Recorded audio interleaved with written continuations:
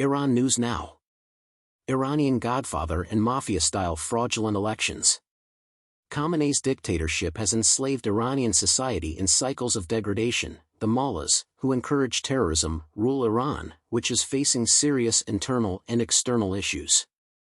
Recent regime-staged intra-mafia disputes may distract from more urgent issues. The godfather of this mafia-like institution, Supreme Leader Ali Khamenei, oversees candidates seeking power and influence in a corrupt system. This tyrannical government has trapped Iranian society in vicious loops of deception and control. The Iranian clerics announced the 6 candidates Khamenei and the IRGC favored. Campaigning for these candidates will last 15 days. A helicopter tragedy killed Ebrahim Raisi in May. The winner will replace him. For the regime's survival, Khamenei seeks a revolutionary figure who is willing to suppress and commit bloodshed, as well as a jihadist who is willing to commit pillage and corruption.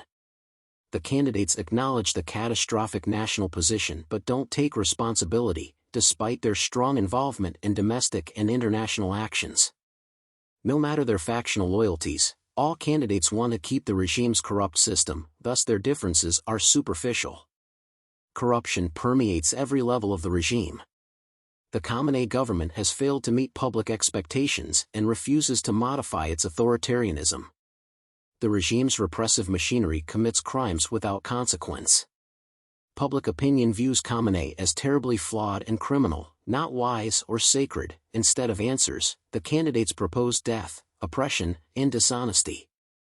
Their titles and promises are considered false, without appeal, character, dignity, or legitimacy. The populace makes jokes or criticizes the regime's exaggerated principles and leadership during election seasons, showing disdain for Khamenei's fake grandeur. The Iranian electoral process is a veneer reminiscent of Saddam Hussein and Muammar Gaddafi's performative republicanism. This theocratic regime has no democracy or true public vote. Elections are deceptive and carefully controlled by Khamenei.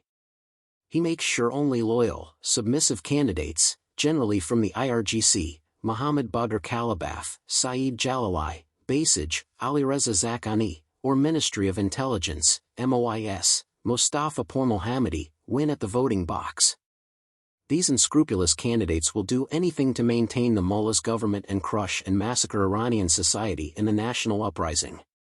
These 6 candidates show the regime's willingness to oppress domestically and promote terrorists abroad. Iran is full with speculation and predictions as contenders, more interested in crazy populist slogans than substantive ideas. Wait to serve Khamenei.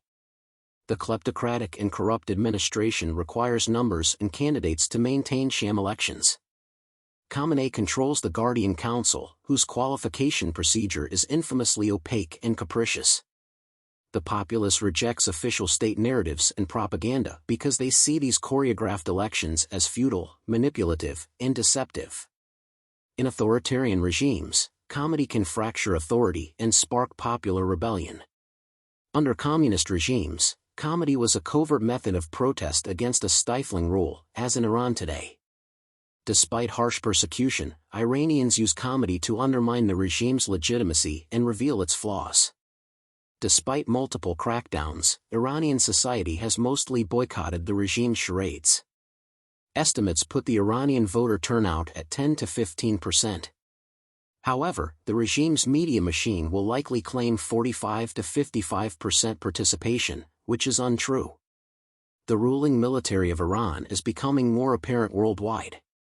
Military and security forces are helping Khamenei establish a religious despotism-based militaristic dictatorship. The IRGC, Basij, and Ministry of Intelligence Service groom these groups' members as puppets to maintain the regime's tyranny and oppression. The foreseeable future does not deviate from this track. To prevent democratic change or progressive reform, the mullahs will maintain their dictatorial control. The military's grip over the presidency, parliament, and security councils strengthens this change, marginalizing reform efforts and alienating the Iranian people. Iranians see their leaders as a corrupt power mafia that denies them real governance. Iran has 90 million inmates and the sky as its ceiling. Iran's international ties are strained due to nuclear disputes with the West and UN transparency issues. Iran is isolated, with its economy on the brink of collapse and its population on the edge of civil unrest, due to the military junta's intransigence. Lack of diplomacy has worsened the regime's international isolation and economic collapse. However, the junta remains steadfast, obtaining support from Russia and China to maintain its mullah's repressive government in Iran. The military authorities prioritize domestic power over foreign issues.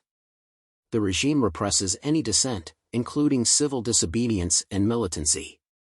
Indeed, the regime tightens its hold, crushing criticism.